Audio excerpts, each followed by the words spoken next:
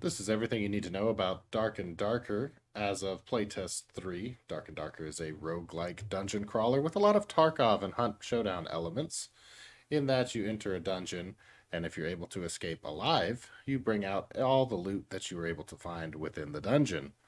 If you perish in the dungeon, you do still retain some experience points, but other than that, all your equipment is lost. You start by creating a class. There are 6 available classes right now, from Fighter, Barbarian, Rogue, Ranger, Wizard, and Cleric, each having their own typical set of skills detailed on the right side of your screen.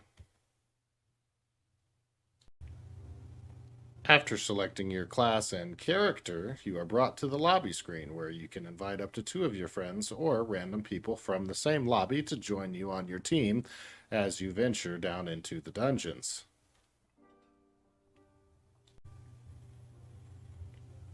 It is from this screen that you can also manage your stash, where equipment that you've gained from previous raids can either be equipped on your person or sold to one of the many merchants. Not every merchant is interested in the same items as other merchants, such as the collector might be more interested in gold-based items, whereas the armorer would be interested in purchasing armor that you have remaining in your stash.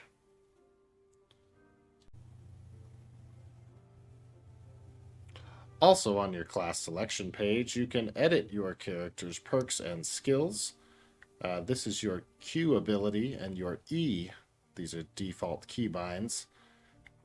Laid out down here, they can be subbed out with the other skills that you see here. For example, instead of equipping quick shot, I might want to use multi-shot. So I just drag multi-shot into its place to confirm that it has replaced that as my Q ability. My E ability being field rations. If I wanted to change that to true shot, I could do that as well. Likewise, you have perks. The higher the level your character is, the more perks that are available to you. A total of 4 perks can be run at one time, but right now as level 1, all we can do is 1, so choose wisely from the 8 available options and exchange it the same way to create one that you think will help you the most. Once you have set your skills, perks, and equipment to your liking, go ahead and join a lobby. And once you join in, you hit 1 to toggle your first weapon loadout, 2 if you brought a second weapon in with you. Left click fires your weapon or swings your sword or axe or whatever. Q ability starts your ability. In this case, I chose multi-shot, so it will shoot 5 arrows at one time, and then begin a cooldown. As you can see, 33 seconds on the bottom toolbar before I'll be able to use that Q ability again. My E ability allows for an enhanced true shot, and it is a buff that lasts for 15 seconds before it goes on cooldown. When you run out of ammo with the bow, press R to reload. It takes a few seconds, and then you're ready to go again.